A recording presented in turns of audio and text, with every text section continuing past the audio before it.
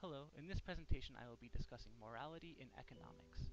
More specifically, I will be covering the moral differences between competing economic doctrines such as laissez-faire capitalism, Keynesianism, and socialism. First of all, laissez-faire capitalism advocates for free markets controlled by free people.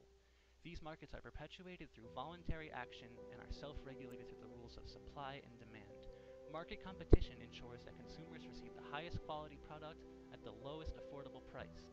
Keynesianism, on the other hand, is a form of modified capitalism. Keynesians advocate for state intervention during perceived downturns. They also advocate for spending and deficits in order to help grow and sustain the economy. Socialists advocate for public ownership of all means of production, goods, and services. They believe in proportional distribution of all economic gains among society in order to ensure economic parity. The stated intrinsic morality of all these economic doctrines is purportedly the same. All aim to achieve fairness, opportunity, and prosperity for all the participants within their economic system. It's important to keep the stated intrinsic morality of all parties in mind, because a common failing amongst all parties in ideological opposition is the need to demonize the intentions of their adversaries.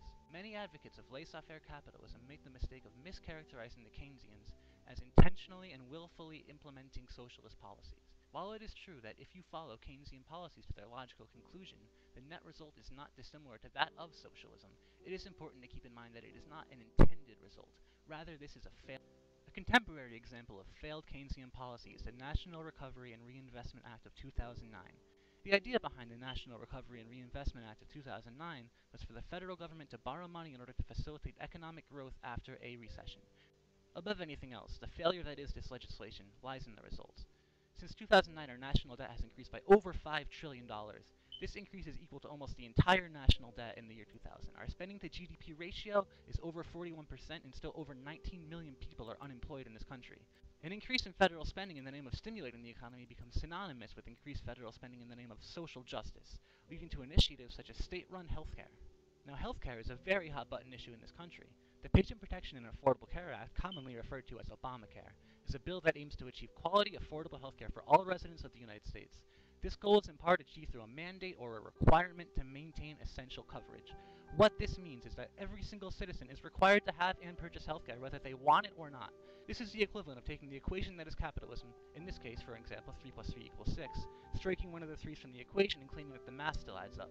You see, if you remove voluntary choice from capitalism, you no longer have capitalism. Socialism is quite admirable, and the goals are quite apparent. Socialism aims to increase the quality of life and prosperity of society as a whole. However, we cannot help but be faced with the fact that such policies are inevitably unsustainable.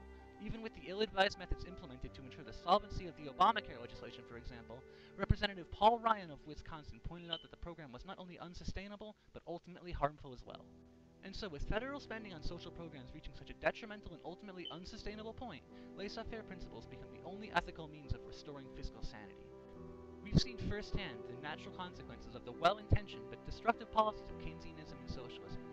Proponents of increased state intervention and incremental takeover simply spurn the mathematical consequences of their actions. In the name of social justice and fairness for all, the finger-pointing inevitably begins. The fixed pie myth is cited and divisive rhetoric is employed as a means to alleviate responsibility. Now, what is the fixed pie myth? Well, Milton Friedman said that most economic fallacies derive from the tendency to assume that there is a fixed pie, that one party can gain only at the expense of another. And so when we follow this ethical trajectory, the stated intrinsic morality of the socialists and Keynesians begins to waver. An example of this degradation of morality lies in President Barack Obama's rhetorical approach to economics. His purported solution to the current fiscal crisis is centered around a $1.5 trillion tax increase on Americans making over $250,000 a year. Now, this line of thought is apparently agreeable to the majority of Americans, but it fails to make any significant impact on our current economic crisis. These tax increases pay for less than 10% of our current national debt and serve only as an ideological political device with no real substance or projected positive results. Now, the president's 2013 budget reflected these proposed tax increases, but according to the Congressional Budget Office, the president's budget contains a host of proposed changes to spending and revenue policies. By CBO's estimate, those policy changes would on net add about $2.9 trillion to projected deficits over the 2013 to 2022 period, and necessitate $0.6 trillion in additional interest payments because of increased federal borrowing.